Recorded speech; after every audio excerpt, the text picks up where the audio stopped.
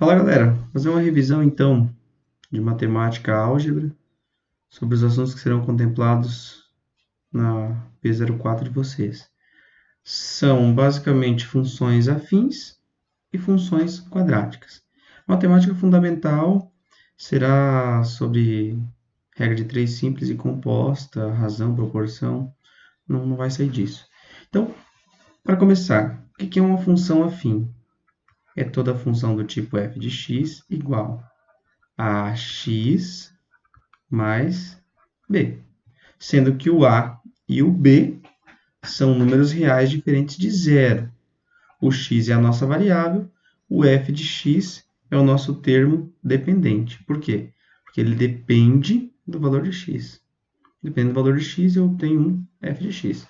Essa função aqui, eu também posso substituir o f de x por y. y igual a x mais b. O y e o f de x representam a mesma coisa. O valor de a é chamado de coeficiente angular, porque é ele que determina a inclinação da reta no plano cartesiano. Que reta, professor? Toda função afim, ela dá no plano cartesiano uma reta. A inclinação dessa reta é definida pelo valor de a. Quando esse a é maior que zero, nós temos que essa nossa função é crescente. Quando esse a é menor que zero, essa nossa função é decrescente. Certo? Então, esse nosso coeficiente angular ele determina a inclinação da nossa reta e também determina se a função é crescente ou decrescente. Então, na função afim, se o a é maior que zero, a função é crescente. Se o a é menor que zero, a função é decrescente. O valor de b é o chamado coeficiente linear. Ele determina o ponto onde a reta irá cortar o eixo y. Ou seja, tenho aqui plano cartesiano, eixo y, eixo x. Se eu traçar uma reta, esse ponto aqui, ó, essa aqui é a minha função, tá? Esse ponto aqui onde cortou o eixo y é justamente o valor de b. Ou seja, o ponto onde corta o eixo y é quando x é igual a zero. Se x é zero, teu gráfico vai cortar o eixo y. E quando você pega a sua função e iguala ela a zero, então você está calculando o zero da função. O que é o zero da função? Descobrindo o valor de x, que faz com que esta tua função afim seja igual a zero. Então, ó, tracei aqui. Qual que é esse valor de x que faz essa função ser igual a zero? É esse ponto aqui onde ele corta o eixo x. E então, ó, se eu for isolar o x aqui, eu vou ter x igual a menos b dividido por a. Esse é o valor de x que torna essa função, que dá essa nossa função igual a zero. Ou seja, x igual a menos b sobre a é o zero da nossa função. Uma outra coisa ainda, com relação às funções afim, é o nosso delta. O que é esse delta? Na verdade, é delta y sobre delta x. O que é isso daqui? É a nossa taxa de variação. Ou seja, delta y dividido por delta x dá o nosso a, que é a nossa taxa de variação. O que é taxa de variação? O quanto que a nossa função está variando. Quem é o delta x? Delta, geralmente, é um intervalo. Então, se eu tenho dois pontos, x1, y1, x2, y2, o delta y seria y2 menos y1 dividido por x2 menos x1. Essa é a minha taxa de variação da função. Ou seja, se eu tenho dois pontos do gráfico da minha função, ou dois valores distintos da minha função, eu consigo calcular o valor de a. E como consequência, eu consigo calcular o valor de b. Por exemplo, Digamos que eu tenho um gráfico e aqui está a reta determinada por uma função afim. Eu tenho um determinado ponto aqui e um determinado ponto aqui. Ou eu tenho um ponto aqui e outro aqui. Digamos que esses pontos são os pontos 1 e 2, 4 e 7. Então, se eu fizer 7 menos 2, dividido por 4 menos 1, 7 menos 2, 5, 4 menos 1, 3. 5 terços é a minha taxa de variação, ou seja, 5 terços é o meu valor de A. Tendo o valor de A, substituo aqui 5 terços, escolho um dos pontos, substituo na função e calculo o valor de B. Para isso, em geral, que serve a nossa taxa de variação, tá? Geralmente, você irá receber 2 pontos. Aliás, você não irá receber 2 pontos de forma explícita como está aqui. Você irá receber um gráfico, onde você tem 2 pontos demarcados, ou algo do tipo assim, ó, f de 1 é igual a 2. F de 4 é igual a 7. Então, esse é o teu x, esse é o teu y. X, y. x1, y1, x2, y2. A ordem aqui, ó, se esse é o 1 ou se esses dois são 1, não importa, tá? O resultado vai ser o mesmo. Só toma cuidado com o sinal. E por fim, como eu disse antes, toda função afim dá uma reta no plano. Se essa sua reta estiver com esta inclinação, ela é crescente. Por quê? Quanto maior o valor de x, maior está sendo o valor de y. Agora, se ela estiver com esta inclinação, aí ela é decrescente. Porque quanto maior o x, menor o y. Olhando para o gráfico dela, ó, observe que aqui é o zero da função, né? Certo? O zero da função, e aqui nós temos uma função crescente. Os valores que vêm antes do zero dessa função, os valores de y que vêm antes desse zero da função, eles são todos o quê? Negativos. Os que vêm depois são todos positivos. Então, quando eu faço análise de sinal da função, eu tenho, ó, quando ela é crescente, até chegar na raiz da função, ou no zero da função, que é a mesma coisa, o sinal dela é negativo.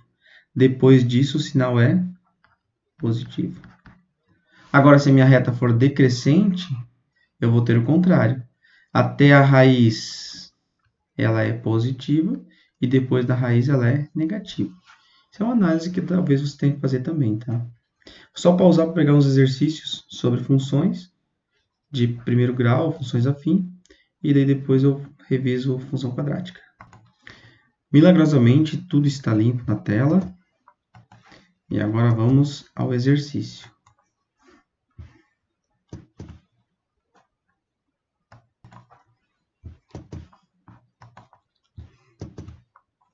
Aí. Então, olha só. Esses exercícios são daquelas listas que vocês fizeram, tá? O preço de um determinado notebook é de R$9.000. Admitindo que com o tempo este valor reduza linearmente e daqui a 4 anos custe R$4.000. O valor desse notebook daqui a 1 ano é quanto? Então, observe o seguinte, o preço de determinado notebook é 9.000. Como aqui diz que o tempo reduz linearmente, quer dizer que o tempo reduz em linha. Se ele reduz em linha, ele reduz seguindo uma função linear, uma função de primeiro grau. Ou seja, quando o meu tempo é zero, deixa eu pegar o branco aqui novamente, quando o meu tempo é zero, quando o notebook é comprado, o valor dele é 9.000. Aqui eu tenho o meu primeiro ponto. Agora, quando se passaram 4 anos, ele passou a custar R$4.000. Pronto, aqui eu tenho x1 e y1. Aqui eu tenho x2 e y2. Ou vice-versa, como eu disse, não importa a ordem. A partir disso, eu consigo fazer o quê? Calcular o valor de A da minha função afim. Lembrando que isso daqui são os pontos. E como ele disse que o valor reduz linearmente, o que é linearmente? Que segue uma linha reta. A única função que nos dá uma linha reta de decrescimento, ou seja, que decresce linearmente, é uma função afim. Certo? Então, vamos lá. O nosso A é igual ao nosso ΔX sobre ΔY, que neste caso é 4.000 menos 9.000, dividido por 4 menos 0. A é igual a 4.000 menos 9.000 dá menos 5.000, dividido por 4. Logo, o nosso A é igual a 5.000 dividido por 4 é equivalente a 1.250. Então, menos 1.250. Peguei a calculadora para fazer, né? Quase meia-noite a gravação, a cabeça já está lerda. Então, menos 1.250 é o valor de A. Certo? Então, a minha função é do tipo f de x igual a menos 1.250 x mais b. Mas o valor de b não é quando o meu x é zero? Ó, tem aqui. Se o ponto aqui corta o eixo y, então x é zero, né? Então, quando x é zero, eu tenho o valor de b. X é o valor de b. Então, aqui o b é 9.000. Pode acontecer de não ter aqui 0 e nem aqui. Aí você faz o quê?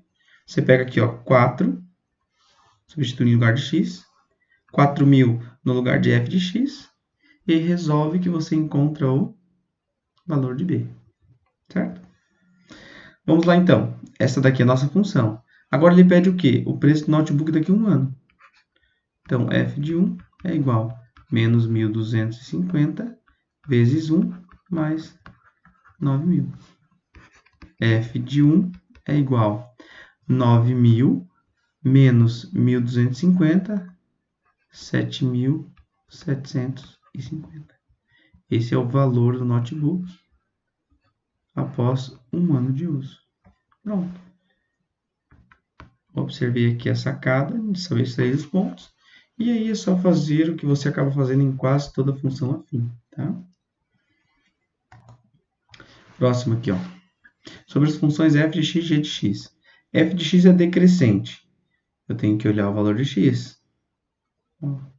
Aqui o valor que acompanha o x, né? Aqui o 2 é positivo. Então, o f de x, se o 2 é positivo, ela é crescente. Logo, descarta primeiro. F de x possui coeficiente linear maior que o coeficiente linear de g de x. Coeficiente linear é o termo que não tem letra. Este e este.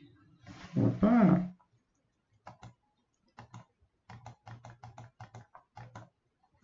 Certo? Então, ó, este daqui já eliminamos. Este cara aqui e este são diferentes. Ó. Aqui é 5 do f de x. Do g de x é 6. Então, f de x possui coeficiente linear maior que g de x? Não. Descarta. F de x é maior que g de x para qualquer valor de x? Depende. Porque, ó, f de x aqui, o x é sempre positivo, né? Mas, se esse valor de x aqui for negativo, eu vou ter um valor maior aqui do que aqui. Então, falso. F de x igual a g de x para um único valor real de x? Bom, 2x. Meu Deus.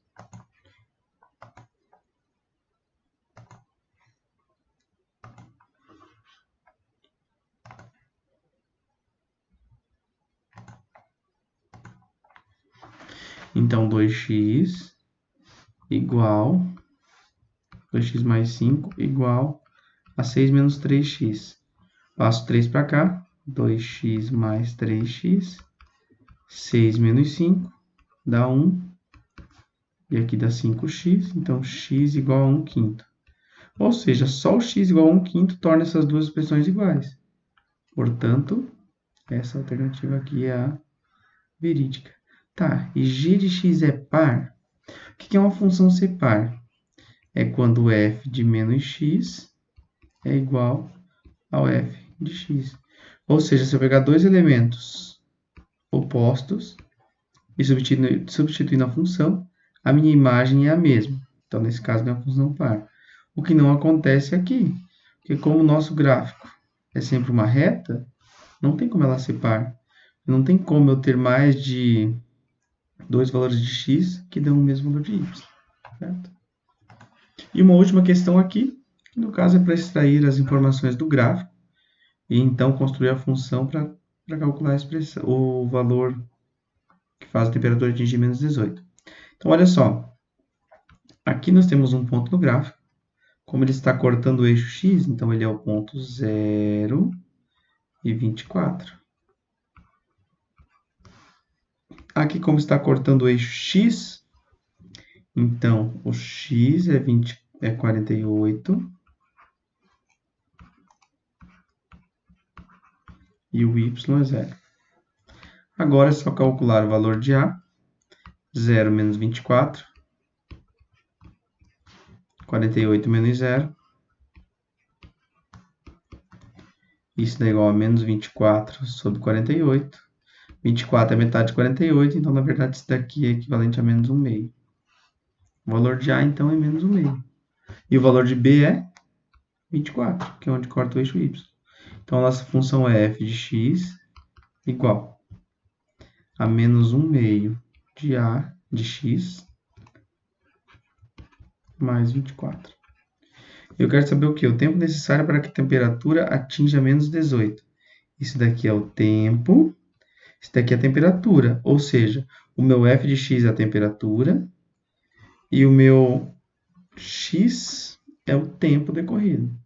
Como eu quero saber o tempo necessário para atingir menos 18, eu vou pegar a minha função, substituir o f de x por menos 18 e descobrir qual é o y que torna isso verdadeiro. Passo 24 lá como menos 24. Então, tenho menos 1 meio de x igual 24 mais 18, 34, 42, menos 1 meio de x é igual a 42 é negativo, né? Vezes 2. Aqui, ó, 1 meio é o mesmo que multiplicar isso aqui por 2. Então, x é igual a menos 42 vezes 2, negativo, o que é negativo? Dá 84. Então, seriam necessários 84 minutos para a temperatura atingir menos 18. Isso eu calculei tudo certinho, né? 24, 38, 9, 40, 42, tá certo. Isso aí. 84 minutos. Beleza? Agora a função quadrática. A função quadrática é toda função do tipo f de x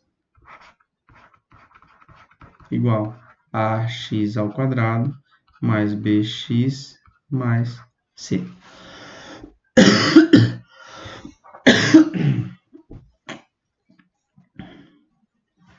Com o a diferente de zero, a, b e c são números reais. O a tem que ser diferente de zero. Isso daqui é uma função quadrática, certo? Nessa função quadrática, nós temos também alguns detalhes. Essa função no plano cartesiano, ela dá sempre uma parábola, com cavidade voltada para cima ou com cavidade voltada para baixo. Concavidade é a abertura. Quando o meu a for maior que zero, concavidade para cima, ou seja, abertura para cima. Quando a é menor que zero, concavidade voltada para baixo, que é esse segundo item aqui. Beleza? Coisas que se utilizam bastante quando se trabalha com função quadrática são, primeiro, as raízes dessa equação, ou seja, quando eu pego ax ao quadrado mais bx mais c, e eu igualo isso a zero. Aí eu encontro os valores que fazem com que essa equação seja igual a zero. Sempre há esses valores? Não. Tem vezes que a minha função quadrática ela não tem raízes ou não tem zeros. Por quê? Porque o que são os zeros da minha função? São os pontos onde ela corta o eixo x. Então, pode acontecer como nesse caso aqui, de ela cortar em 2 pontos. Pode acontecer como nesse caso aqui, ó, de ela só dar um leve toque e aí só terá um valor de x que faz com que essa função dê zero. Ou pode acontecer de ela estar aqui em cima ou aqui embaixo e não cortar o eixo x. Aí é quando essa equação aqui não tem... Aí é quando essa função não tem raízes, certo? Se eu for avaliar lá da fórmula de Bhaskara só o delta, se o delta é igual a zero, as raízes são iguais. Ou seja, tem só uma raiz. Tem só uma raiz. Se esse delta for menor que zero, não tem raiz. E se esse delta for maior que zero, possui duas raízes distintas. Certo? Então, delta igual a zero é aquela uma onde só encosta, dá um toquezinho. Menor que zero, não encosta em nada. E maior que zero, toca em 2 pontos. Concavidade para cima ou para baixo. Como que eu faço para calcular essas raízes? Posso usar Bhaskara ou posso usar soma e produto. O que diz a soma e produto? Que a soma das raízes é igual a menos o valor de b dividido por a. E o produto das raízes é igual ao valor de c dividido por a. Aí você pode pensar, dois números que somados dão menos b sobre a e multiplicados dão c sobre a. Esse b, esse c aqui e esse a aqui. Beleza? Uma outra coisa bastante utilizada quando se fala em função quadrática são os vértices dessa função quadrática. Por quê? Porque como eu tenho aqui no plano uma parábola, se essa parábola tem a concavidade voltada para baixo, ela tem aqui um ponto de máximo. Ou seja, ela só vai chegar até aqui, daqui para cima ela não passa. Se a concavidade for voltada para cima, ela tem um ponto de mínimo. Daqui para baixo ela não passa. Esse ponto é justamente o vértice da parábola, ou seja, é onde a parábola faz a curva para começar o outro lado simétrico dela. Como que eu calculo o x do vértice e o y do vértice? O x do vértice é menos b, menos o valor de b da função, dividido por 2a. O y do vértice é menos delta, dividido por 4a. E aí você vai ter que avaliar cada problema, certo? Você vai ter que ver se a informação que você precisa é relacionada ao eixo x ou se ela é relacionada ao eixo y. E aí você vai usar essas duas expressões aqui, tá certo? Isso daqui geralmente se utiliza quando qual o lucro máximo, qual o valor máximo, qual a despesa mínima, geralmente relacionado a isso, tá? Então pode ter assim, ó, se eu quero saber qual o lucro máximo na venda de determinadas peças, então eu vou estar calculando geralmente o y do vértice, porque é o eixo y que me dá lucro. Se eu quero saber o número de unidades vendidas para ter o lucro máximo, aí eu quero o x do vértice, certo? Vou pegar uns exercícios agora também sobre função quadrática e nós encerramos por aqui a revisão. O último detalhe ainda, que eu já estava esquecendo de falar, é que a função quadrática, ela não é sempre crescente ou sempre decrescente. Observem, por exemplo, essa daqui, ó. Vou apagar aqui e vou refazer novamente a parábola. Plano cartesiano. Vou fazer uma concavidade voltada para cima. Aqui está o vértice. Observem que aqui, ó, ela é decrescente, ó, porque ela está diminuindo o valor de y enquanto aumenta o valor de x. Ela é decrescente. Chegou no vértice, ela passa a ser crescente. Aqui nesse caso, ó, antes da raiz, ela é positiva.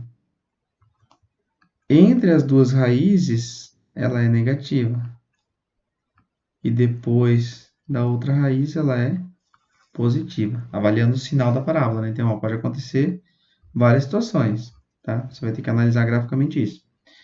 Se a concavidade é voltada para baixo, ó, eu tenho ela crescente até o vértice e depois decrescente, tá?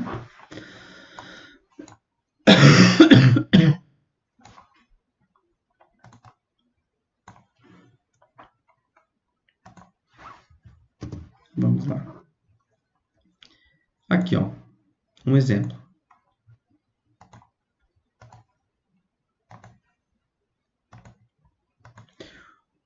O lucro mensal de uma microempresa é dado por esta função, onde x é a quantidade produzida e vendida, e L é expresso em milhares de reais. Assim, qual o lucro máximo dessa microempresa em reais? Lucro máximo, o L de x é o nosso lucro máximo. O L de x é o nosso y. Então, o y do vértice é igual a menos delta, menos, quem é delta? B ao quadrado, menos 4 vezes A vezes C. Dividido por 4A, que é menos 1, né?